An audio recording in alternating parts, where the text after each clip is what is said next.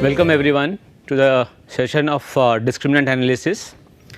In the last session we had just started with an overview of what is discriminant analysis and what is the utility of discriminant analysis, why it is used, right. And there we said that there are two basic techniques which are used for the similar purpose of what discriminant analysis does.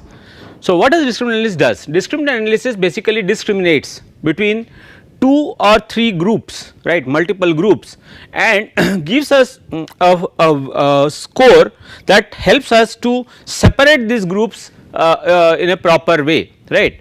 So, let us say there are several cases where our dependent variable, right, dependent variable is let us say in a categorical scale, right, has been measured in a categorical way, and the independent variables are rather in are there in a continuous way, continuous, okay.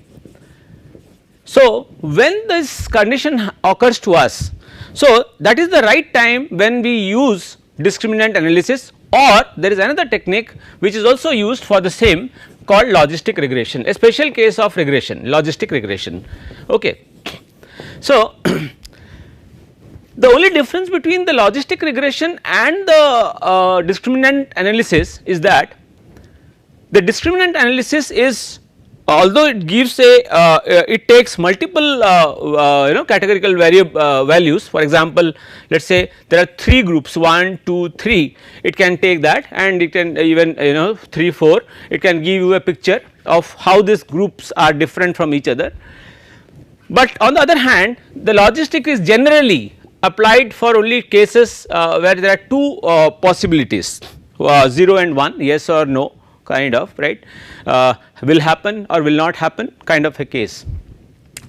But the advantage of a logistic regression is that a logistic regression does not get affected by the normality, if there is a violation of the normality of the data. So, violation of normality, if it is still there, logistic regression works well, right. But on the other hand, if there is a normality violation, discriminant analysis will will show some problems, okay. But otherwise both the techniques are equally strong and powerful and widely used, right.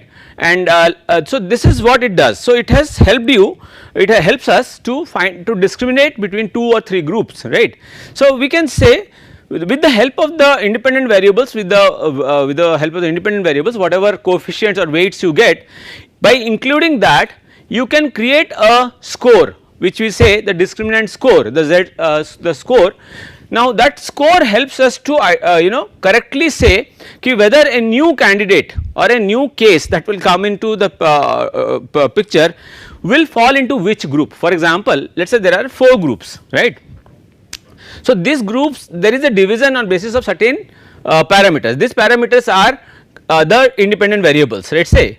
So, independent variable 1, independent variable 2 and goes on. So, it taking these values from the past, suppose let us say, as I said earlier, there is a bank, the bank has given loan to people, and some people have defaulted the loan, some people have given the loan in the right time, they have they have submitted their EMI or money. So, by taking these two people kind of people, a discriminant score can be calculated, which is very similar to a regression only, right. So, it goes on, right. So, where x1, x2, x3 are your independent variables. So, by taking this, then the weights or the coefficients, by including those coefficients, what it does is it helps you to, suppose you get a new client or a new person who has come approach the bank for a loan, then by placing his values, the x1, x2, x3 and the coefficients, it can using the coefficients it can say whether the new person would be a defaulter or a very productive person for the bank. So, that is the basic utility. So, let us take an example. So, discriminant analysis is very popular and highly utilized in all kinds of financial markets, you know, even in where decisions have to be taken in a case of like in a categorical way, whether I will do it, I will not do it, you know, kind of a thing.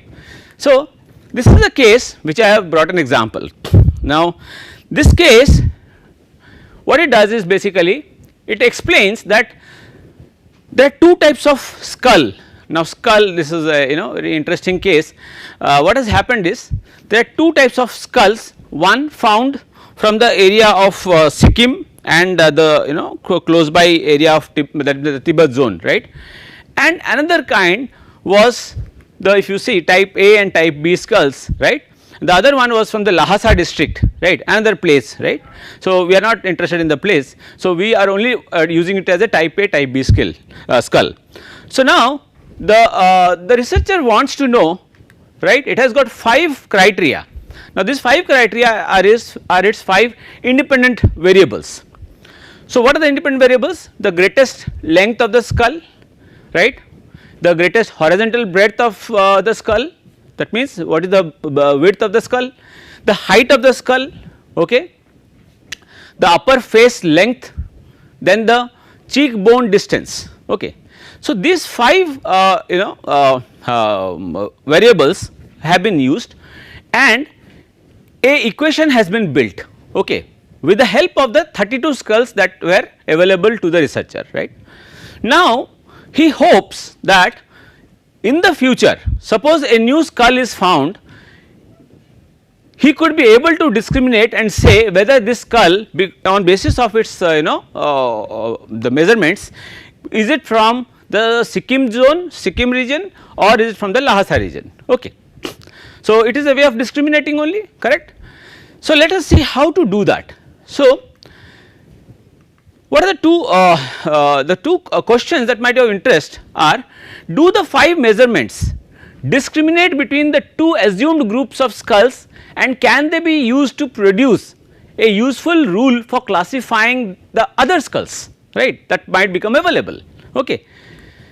So, taking the 32 skulls, right, they have tried to form a, as I said, a group, right, and these 2 groups type A and type B, and a discriminate score is to be built, and on basis of that we will be able to decide whether it is which kind of skull, okay. So, as I said, as it is said, if you can see, discriminant analysis helps in classification, but when I say classification, you might be remembering in the last to last somewhere we had discussed about cluster analysis. Cluster analysis was also an important tool to classify. If at that time I had said that cluster is basically used to classify. So, then what is the difference between this cluster and discriminant? Cluster only creates groups when it was not there, right. So, cluster uncovers groups, it develops the groups, right, from observations of initially unclassified data, okay. On the other hand, the discriminant analysis derives the rules on basis of the already classified data, right, and now clubs the individuals or places the individual on to the right group according to its features or the independent variables, right. So, that is the basic difference. So, how do you do it? I have just brought in example with through how to you know to do it through SPSS. There are few values which are very important when you talk about discriminant. Now, discriminant, one thing is there is something called a discriminant score or a you know cutoff score also, right, cutoff score. Now, once you have let us say created a data and you have decided a cutoff value, let us say the cutoff value is let us say somewhere let us say 0.6, right. Now, the cutoff value is 0.6, then you say there are 2 groups and on basis of this cutoff value we will say whether the guy or the person will fall into which category, okay, group 1 or group A or group B, A or B. If it is let us say it is greater than 0.6, it is A, let us say it is, if it is less than, then suppose group B, if it is high then group A. So, to find the cutoff value is also equally very important for the researcher. How does he find the cutoff value? We will see that. Okay. So, so first of all let us go through a scatter plot, just we will decide make a scatter plot of the data, right, taking all the matrix variables, you know, the horizontal breadth, height, upper face length, face width, and set the markers on basis of the assumed type of skull, type A or type B. So, the researcher knows ki let us say skull number 3 let us say is from Sikkim, right, and the features were these, okay. Skull number 7 was from let us say Lhasa, and these were the features. So, he knows, so he has set markers by the type of skull, okay.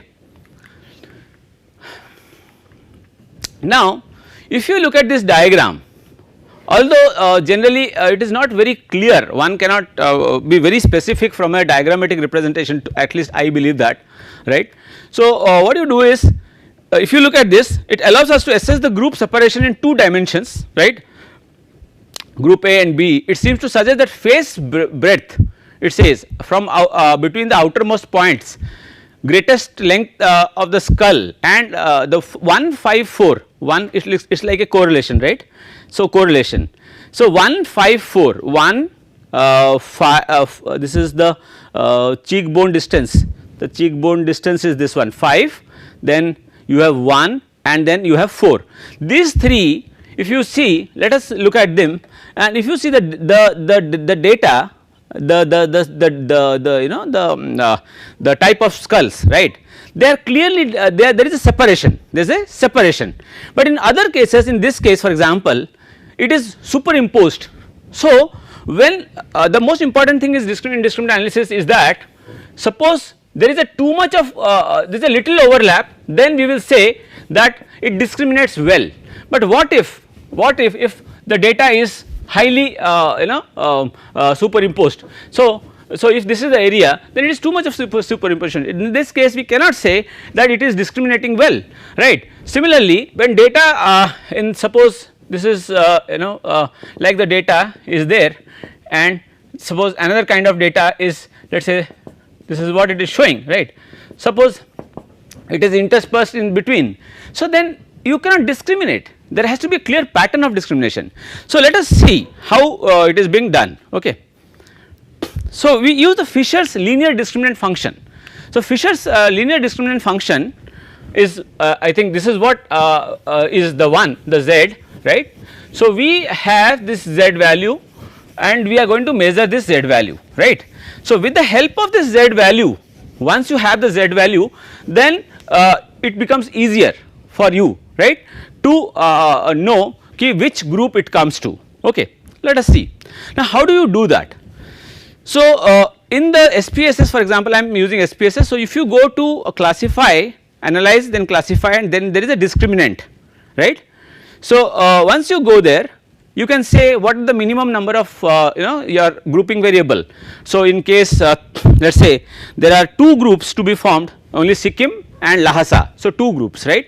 So, 1 and 2, but suppose there are more than 2 groups, there could be 3 groups also. So, the highest value would be 3, the lowest value would be 1, right. So, that would differ. Suppose it is 4, then 1 and 4, but remember you should not be taking too many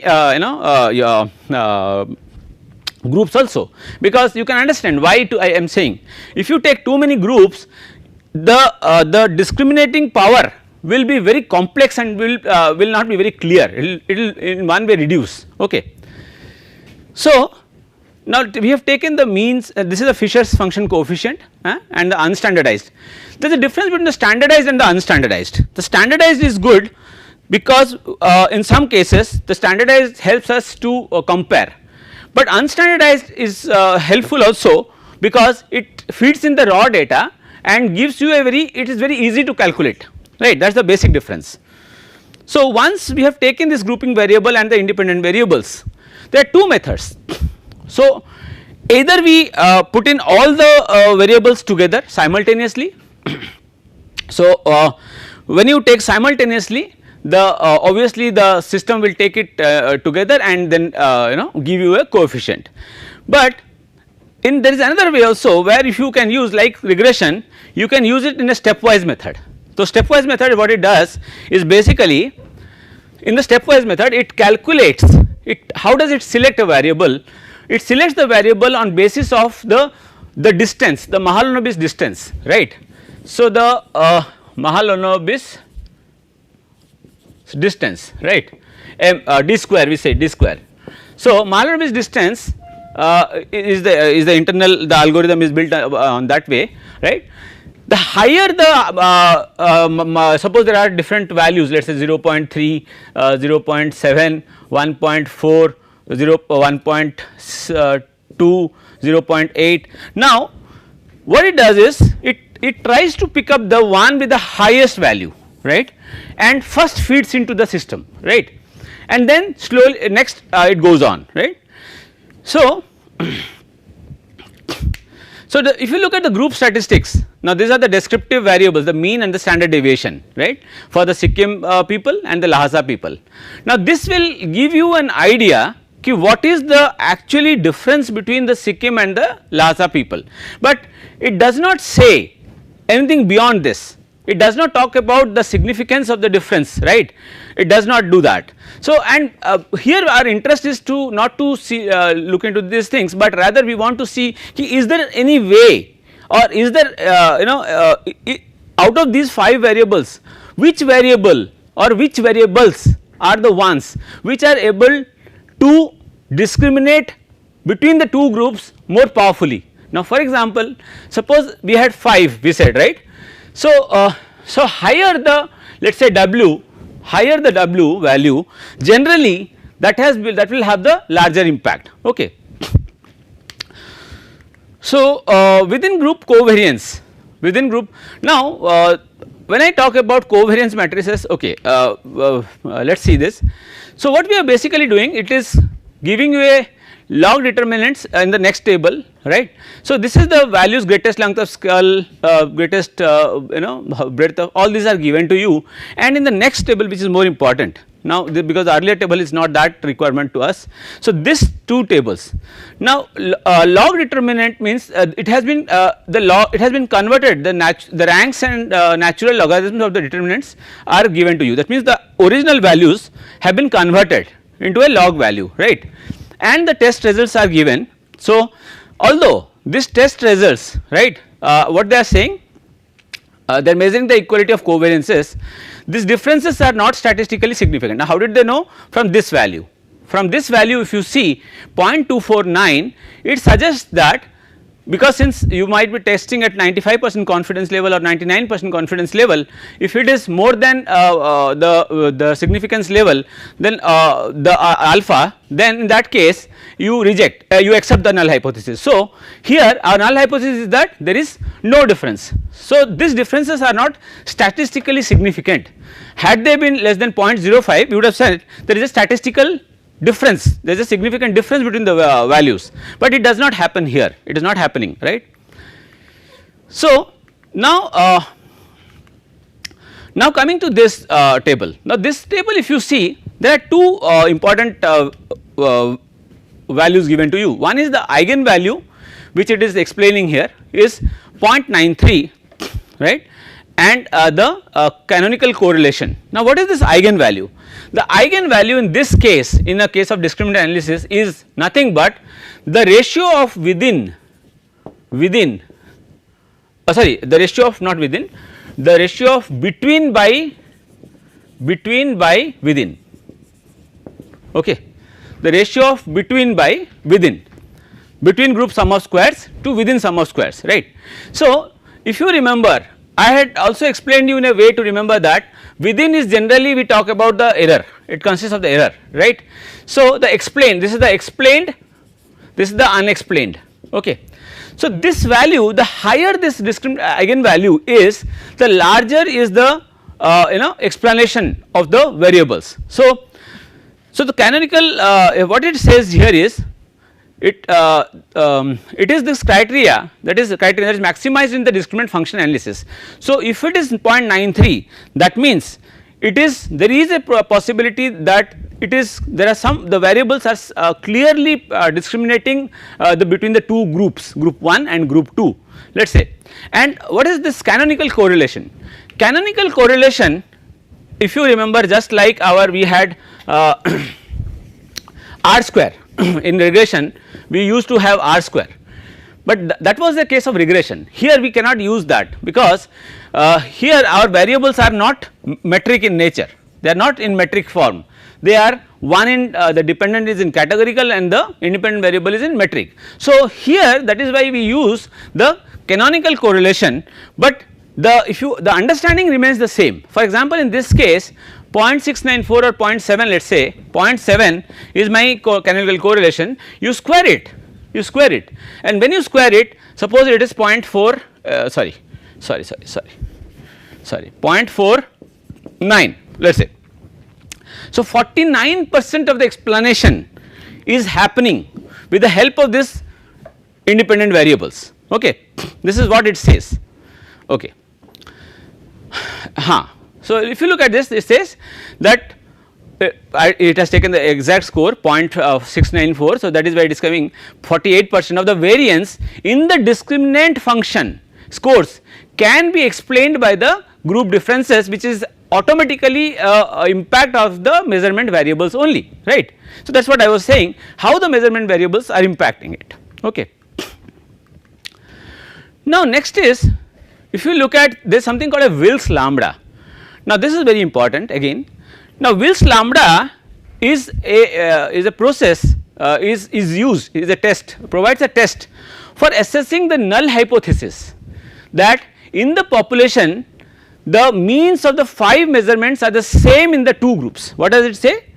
Wills lambda says that there is no difference between the means of the 5 measurements, right, in both the groups, that is the Sikkim group and the Lhasa group, for example, in this case, and the lambda coefficient is defined as the proportion of the total variance. You can understand this way, the lambda, Wills lambda is nothing but within variance divided by the total variance.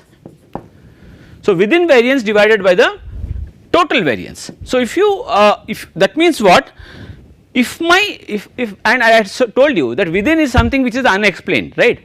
So, if I am having my lambda value of a high lambda value, so what does it indicate? It indicates that there is no clear pattern or no clear discriminating power in the case, in this case, right. So, if you have the lower the lambda value, the better is the discriminating the ability to discriminate the groups, right. So, it says the lambda coefficient is 0.518 and it is significant, right, in this case. So, now if it is significant, that means what is the null hypothesis, that the 5 measurements are the same, right, in the 2 groups.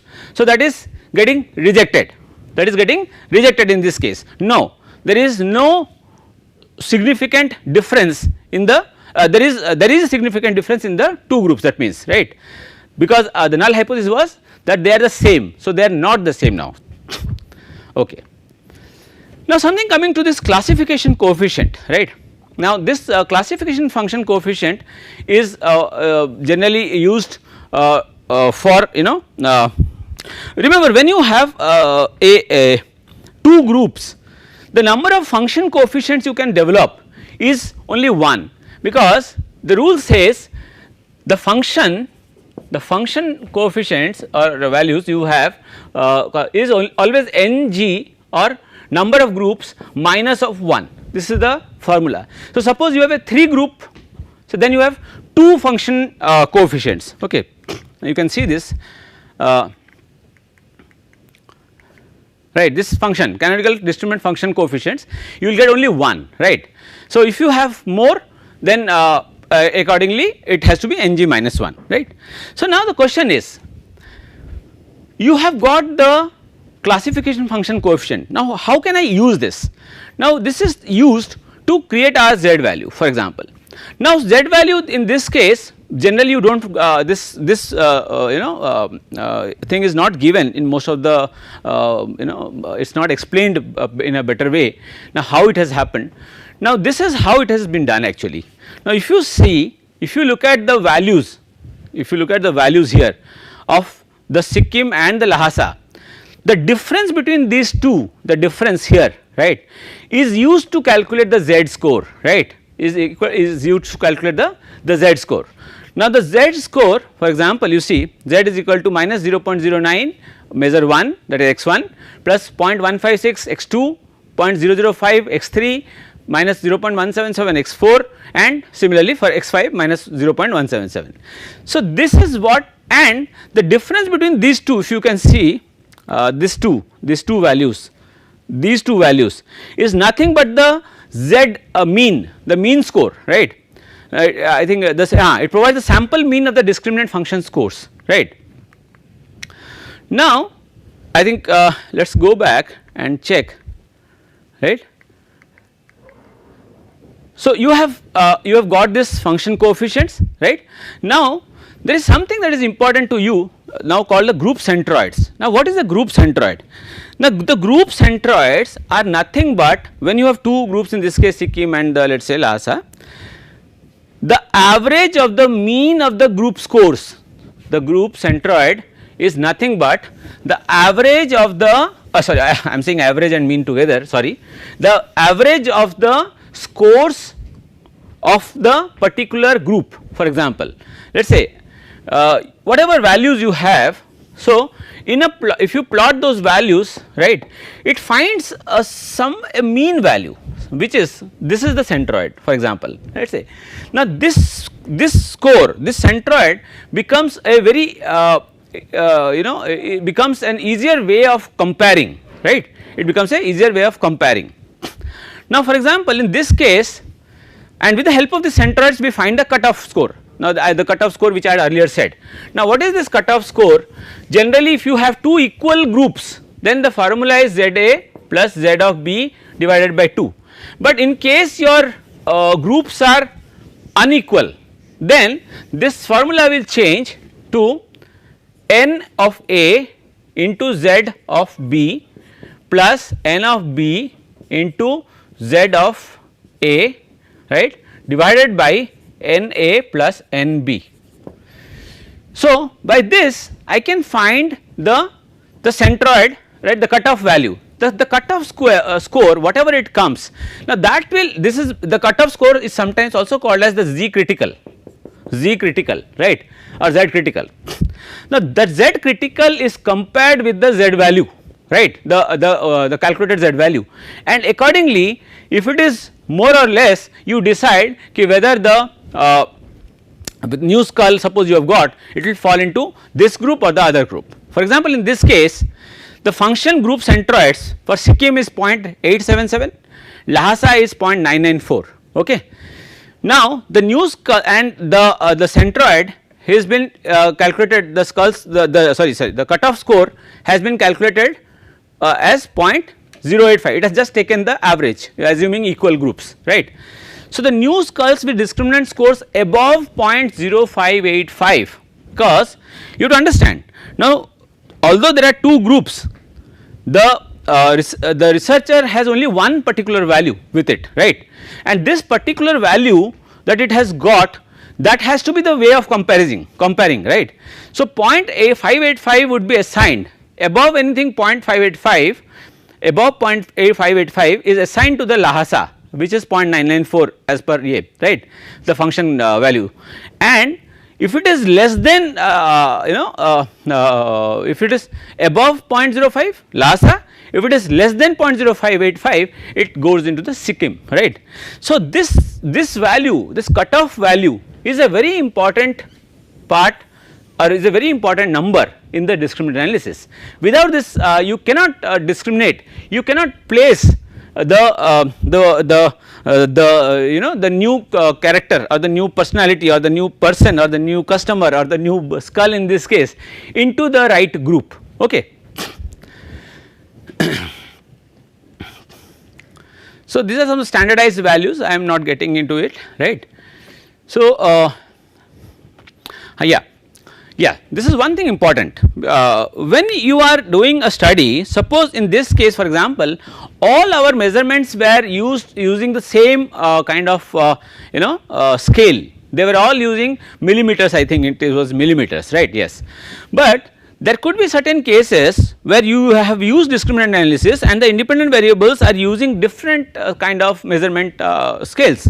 So, in that case it is necessary as a researcher for you to understand that you need to standardize and use the standardized values. If you do not use standardized values, you are doing something completely a big error, right. And now looking at the standardized discriminant function coefficients, in this case we can see ki out of these 5 variables, the one which is contributing lowest to the discriminating power is 0.017. This is the weight or the coefficient, right. This is minus 0.017, this is height of skull. So, height of skull actually is not able to, through height of skull you cannot say ki whether the skull is from Sikkim or from Lhasa. But if you look at another one which is 0.627, face breadth between the cheekbones. So, the distance between the cheekbones is a very important parameter to decide ki whether the skull is from Sikkim or from Lhasa, right. So, these again there is something in minus 0.578. So, this is also, so you need not worry about the direction, rather you should be worrying about the the absolute score, right. Now, once we have done this is the thing I have said. Now, this is something the classification matrix or the results. Now, once you have done, how do you validate? The question comes is, I also must have said in the last session, how do you validate? To validate the results, you have there is one simple way, that you can just bifurcate, divide the entire data set into 2 parts. One you use for analysis, the other you use for, let us say for as a holdout sample, right, and then you do the study on both and see whether there is any significant difference between the two or not, right. That is one thing. So, in this case when you have if you see, when the original values were taken, right. So, 14 skulls of Sikkim actually fell into Sikkim the group, but by mistake 3 went to the Lhasa group because of the confusion. Similarly, Lhasa, there are 3 cases which actually fell into 12 fell into the Lhasa group originally and 3 fell into the Sikkim group. So, now what is the accuracy result? The accuracy result is, so that means is 81.3%, now 81.3%, right. So, this is how the 17 into 82.4, now 82.54 is the percentage, so 14 divided by 17, right, and in plus 15 into 80, 15 into 80, this one 15 into 80, right, of Lhasa. So, that gives me the classification power, right. Similarly, this is a cross validated result. So, in the cross validated result, if suppose there is, in this case there is a significant decrease, I think, yes. So, in the cross validated result 65.6% has been only explained. So, a considerably lower success rate than suggested by the earlier one. So, when it happens, then it becomes a very important point of thinking for the marketer or the, let us say, the banker or anybody, ki whether there is something else that we have missed or we need to find out, ki why is the score, let us say after the cross validation, why is the score has come down from 81.3% to 65.6%, right. You can also measure it the same way. So, has the same. So, this gives a feedback, or it gives you an input to discuss and to decide ki what should the marketer do to, in order to see that this accuracy rate does not differ too much, right. So, this is all we have for this session. I hope discriminant analysis is clear to you. So, you need to understand what is a discriminant score, right, like a regression score you have a discriminant score. So, and like a coefficient, here also you have coefficients, it is all same, and it is the inverse of MANOVA, which I had said in the first class in the last session of discriminant analysis. And finally, you need to find out ki if there are 2 groups or 3 groups or 4 groups, how do I decide ki which are the variables which are contributing highest to the explanation power, and what is the cutoff score to decide ki whether a particular candidate will fall into one group or the other, right. So, this is what discriminant analysis does. Thank you very much for this session.